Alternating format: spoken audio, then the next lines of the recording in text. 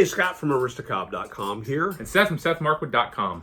Together, the three of us, that's you and us, we are Markwood Men's Breakfast Club. Welcome back once again. Ooh. Good morning, boy. Good morning, Homer. And we are going to continue our project of smoking through some Lane samples. So reach in there at random and grab something. This one. What are we smoking today, boy? BLA. B-L-A? Looks like B-L-A? MLA. No, that's a B. It's a black. B-L-A. That doesn't look right. Look like BLA? I don't know what that is. Let me get a smell. I think it's the Lane Black. Okay. Someone Someone Black. got fancy with the shorthand. Ooh, let's change this. You know, one of my coworkers' names is Lane Black. Boom. Really? Yeah. Yeah. Captain Black Dark is one of the flavors, and then there's Lane BCA, which is the Black Cavendish. Is this BCA? I don't. It doesn't look. It probably that's is. BCA. It's probably It's gotta be BCA. Here, let me just say we're not crazy. We did not write these. These were written by representatives of Lane who were being very generous. At this pipe show, Lane and some of the others have figured out how they can coexist with the FDA Deeming, which says it's illegal to give out samples of tobacco. Mm-hmm. So what they did instead was the club that was putting on the show was selling coupons, and those coupons could be redeemed for samples of tobacco. So basically we paid 25 cents per sample. Lane was there with like 50 jars, and they were surprised when people bought 4 sets, $4 worth of coupons, getting 16 samples. Yeah. Yeah, so they just some people, I don't know who, were taking advantage of the system like that they established. Yep, this is Lane BCA. Mm-hmm. For sure. Straight up Black Cavendish, which is not all bad. No. So, speaking of the FDA, have you noticed an uptick in the activity against pipe carvers and some of the effects of taxes and some local draconian anti-tobacco stuff? Yeah, a couple of different ways, both as it affects the pipe community and also as it affects the vaping community. Mm-hmm. Let's talk about the pipe community first. You know, we have heard ongoing over the last 6 or 7 years. It feels like, I guess, I don't know, 5 years, however many years, since the FDA deeming was first announced, and there was a lot of concern in the community. We read through the deeming documents, and we had concerns that this was setting up a system that would eventually come down on pipe tobacco, pipe smokers. If you are uninitiated, the FDA a number of years ago took it upon themselves with congressional backing to make a statement that everything smoking related is tobacco, essentially. If it is used in smoking of any form, if it is used in taking in nicotine of any form, the use of tobacco, right? They've categorized it as tobacco. So that means your pipe is tobacco. If you have an e-cig, it is tobacco. If you have e-juice, even if it has 0 nicotine in it, it is tobacco. And having claimed all of these things or deemed all of these things as tobacco, it puts it under the oversight of the FDA. They have authority to tax it. They have authority to put restrictions on it, regulate it. And in the deeming document, if you read through it, they made no apologies for their position that all tobacco, all of it, is bad and should go away because they equate all of it to cigarettes. So e-cigs, pipes, everything, regardless of what it is, regardless of harm or the amount of harm reduction that could be achieved through it, should be taxed to a point that it will see a great decline and eventual death like they're hoping for cigarettes. It's very clearly outlined in the FDA Deeming document of a few years ago. And so there was a lot of dismissal of this, that they're just going after e-cigs, those aren't regulated, they're with Juul and some of these other things, they're really popular, and so they're just going after that. And what we've seen, unfortunately, is that the pipe and tobacco community has been affected more than a lot of people thought was initially going to be the case. So we saw one of my favorite e-cig juice manufacturers close their doors. Before that, let's talk pipes and tobacco. We'll come back to vaping. Okay. I think. Right? Yeah, all right. We'll separate it out that way. Fine. Well, Because that was the very first one I saw, though, was that's true. What happened to Johnson Creek. Okay, Right. We'll come back to that. Remind me to go back to that. So one of the very first things is no samples, no free samples of your local pipe shop. That this having to be paid for at a pipe show is one of the immediate consequences. What have you seen? Okay, so first thing, recently? the first thing we saw then was because of the confusion and just the lack of guidance, the Nashville Pipe Show ceased to exist as it had been for a couple years. Right. Because the people that actually pay for the show to take place are the carvers and the tobacco manufacturers. Even though there was a small ticket at the gate, if you will, it's sort of like the folks that ride coach don't really pay the expenses of the captain and the fuel. That's paid for by the folks that pay big bucks up in first class. Right. And the same thing happened to the pipe shows, is they kind of retracted because they didn't know what to do. Slowly but surely, they've started to find their sea legs, like we talked about how Lane and others figured out how they don't charge for the tobacco, they can charge for a coupon. I'm sorry, they don't give away, they charge a small amount for the samples. Right. We saw a number of pipe carvers who said, I am not going to register myself and my business with the government. I am not interested in any of that, and even if they wanted to consider me grandfathered, to be considered grandfathered, you had to register. And you had to register your product. What are your products? And so on. And then several people went away. And the registration process can be a 3-year process or more, and costs about $100,000 per That's different. product. The grandfathered even stuff grandfathered was has to be registered. It had to be registered, but Right. not the $100,000 is once your product, if a brand new product comes to market, it has to be tested, certified, blah, blah, blah. All the health things have to be established and so on. To get it registered, you still have to Look go at through this. that. Years on, and we've studied this, where there's still confusion. And there is a lot of confusion. Let me give you an example, though, of what's happened in the last week. And again, we're recording this a week ahead of when you're seeing it.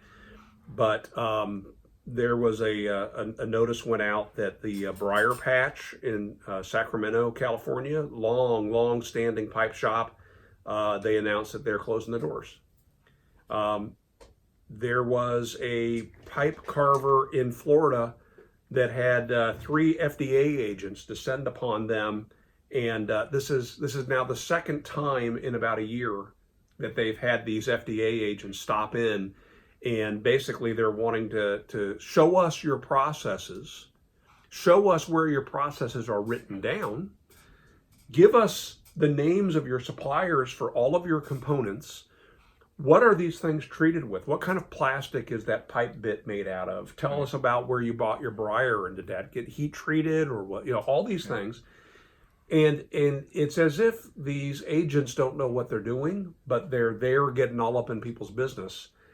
And it feels like what they've done and what they are doing is they're going after the small one-man carvers. I suspect it's because they're getting their act together. It's easier to pressure the little guys, and then eventually they're going to work their way up the food chain. We compared this, if you ever listen to or watch Dave Ramsey, he talks about getting out of debt by doing what he calls the debt snowball. you attack your smaller debts first, and then once you've gotten those away, you've got the cash available then to attack the next larger one. And that seems to be the approach that they're taking, the FDA. I got a private message sent to me by a friend. His cousin is married to a pipe carver, a guy who I follow on Instagram who does amazing pipes. And this private message that they sent to me said, and I'll read it to you, but I'm gonna redact some names here. They asked the question, are there any lawyers in this group that would be willing to read over some forms that we got from the FDA about pipe making and the regulations around it? We can't seem to find a simple, straightforward answer from the FDA about whether or not they can continue to make and sell pipes. We'd love someone from the legal space to comb over these things. I'm afraid that if they've waited till now, they've missed it. They've missed their window of opportunity, and they probably didn't register. Or if they did, this is the next phase, them being asked for more. A conversation I had with a buddy of mine who used to be a pipe carver and put it aside because of all this. He theorizes that the upcoming Chicago pipe show will probably have a bunch of FDA agents or the agents of their agents who are going to be going around picking up business cards just to get a database of who's doing what, and that'll be for their next phase. I mean, I sure hope they don't start flashing badges and taking people's booths down. I mean, who knows what they're going to do? Yeah. Now, there are people who claim that we were Chicken Little yelling the sky is falling, and one such person who has noted that they've seen new blends showing up from these folks that sell tobacco. Websites like Pipes and Cigars, smokingpipes.com. Yeah, they have made some new tobaccos available, but it turns out we learned when we visited Sutliff. They're not new tobaccos. They are old tobaccos that they're reintroducing that they believe will make it past the grandfather clause. Even then, though, they still have to register the recipe of what those tobaccos are with the FDA. And if you want to introduce anything new into the market, you do have to pay that $100,000. But the big question is, well, what's new? Is it new if I make an ornamental pipe that's never been done before? Is it new if I make a pipe that looks like a cigar? You know, the Cobb cigar, is that new? Is it new making, you know, simple modifications? Does that make it a new product, or could it be considered and fall under the umbrella of something that is grandfathered in? That's a big unknown.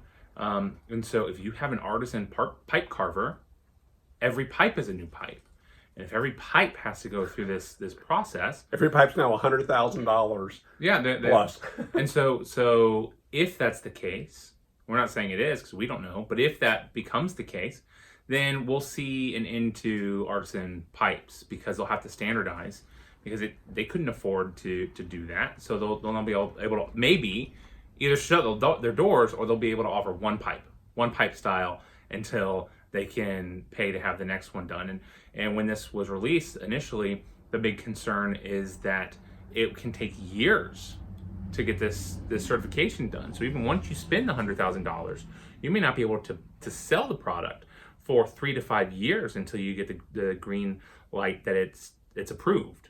And so it's disappointing. It's sad. It's troubling, and to know that it has not just gone away, and to know even worse that there is now being at least to some degree a targeted, concerted effort to pursue this. You know, again, is it intimidation?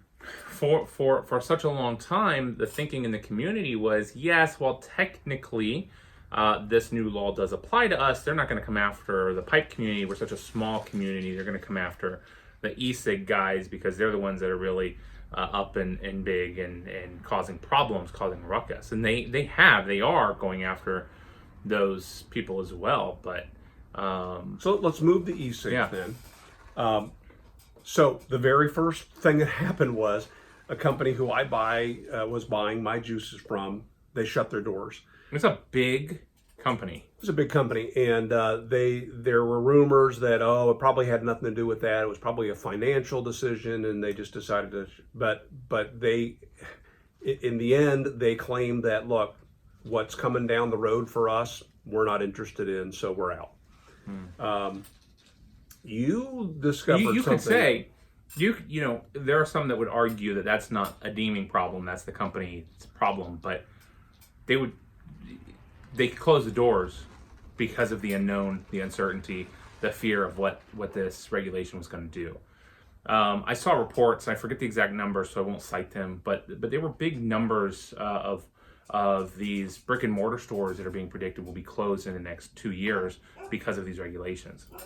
Yeah, I had an experience just the other day. I purchased online, was able to purchase a new e-cig, and this is the Nord by Smoke. It's really neat. It's a pod that uses an insert atomizer. But that's not what I want to talk about. So I bought this juice, and you know, I've talked before, I don't inhale e-juice, and so I'm not interested in something with a lot of nicotine, but juice with no nicotine just is missing a little bit of a bite, a little bit of flavor. And so normally I vape 3 milligrams, which is almost milliliters. Milligrams. Oh, milligrams. Milligrams. Got it. And which is almost nothing. It's almost nothing as far as vaping goes. Now you can get juice that's like 50 milligrams of nicotine. And so I was asking the guy for recommendations. He said, well, this one's really, he let me sample this one and I really liked it, but they only had it in 0 milligram. And I said, well, that's a shame. He said, yeah, we've got this other one that's similar in 3 milligrams. I said, okay. He said, that one's $3 more because of the tax. And I said, what? He said, in North Carolina, there's a tax on nicotine. It's a nicotine tax that's now being applied to e-juice, that it's charged at 5% per milligram. 5% per milligram. Per milliliter. 5% per milliliter. So this is a 60 milliliter bottle. So it would be a $3 tax on this bottle. He said, but if you'd like, you can get the 0 nicotine bottle. And then over here we have these little syringes, and it's just a small little applicator that has less than 1 milligram of nicotine in it, and it has it at a concentration that is designed for adding to these bottles. And he had a little chart that told you what concentration you would need to make 60 milliliters, 30 milliliters, however much, a certain concentration of nicotine. And so for 85 cents, I was able to buy 1 milligram of straight up nicotine, taxed at maybe taxed at 5%. I don't even know, but for less than a third of the cost of just the tax on what this bottle would have been, I was able to get the nicotine separate, and then he added it for me right there in the store. He added it and mixed it up after I had purchased it, kind of like we had talked about before, right? It's mine at that point. He's adding it. He didn't charge me for that service, but he had the tools there with him, so he adds it. So I have the same bottle that I would have had.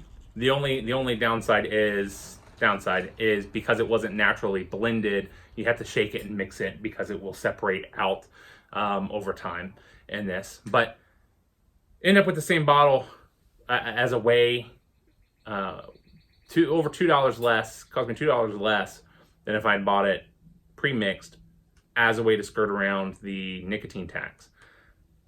That is really clever. They're following the rules. Now, it is they'll change the rules. It is they're following the letter of the law, and just so happens that when you are strictly applying the letter of the law, there's a way to get around that a little bit.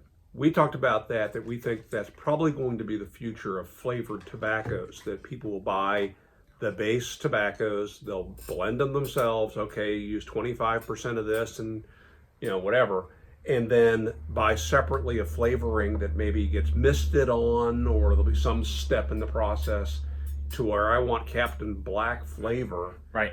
Because they're going after flavored tobacco, because kids, of course, love smoking flavored tobaccos, right? Like Captain Black. Well, and that's one of the things that I think is even more likely to happen with e-juice, because with that, you can easily have the flavor separate from the liquid and just sell a kit that is not assembled. You tax the nicotine because that's the part that's really the tobacco. I mean, the individual components, literally, if I wanted to make my own e-juice, I could get everything I need at Walgreens or Hobby Lobby. They sell all of the pieces. For cake decorating and other uses. And I've done that. We've talked about that. But there are places already, there are states already that have raised the vaping and smoking level to 21. They also have outlawed flavors of that. And they've also, a lot of places are now outlawing the use of e-cigs or smoking inside stores, including stores where you would purchase that. So where's it all going?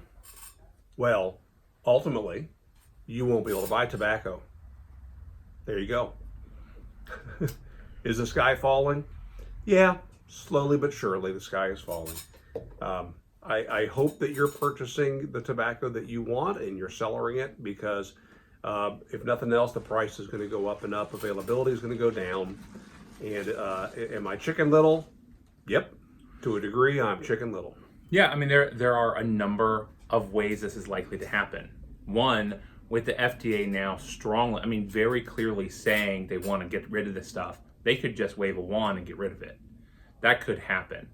Will that happen? Not yet, probably. But what's going to happen is, as they continue to put a burden on consumers, the demand will drop to a point that it won't make sense for farmers to continue to grow tobacco when their land could be much more profitable growing some other crop. And so as the demand drops, the price, the supply will drop. What did we learn at Sutliff over about where tobacco's coming from? Yeah, Turkey and overseas, they're importing so much of the tobacco that used to be grown in Virginia is no longer grown in Virginia for that very reason. They were saying that most of what is getting grown here now is going straight to the cigarette industry. Right.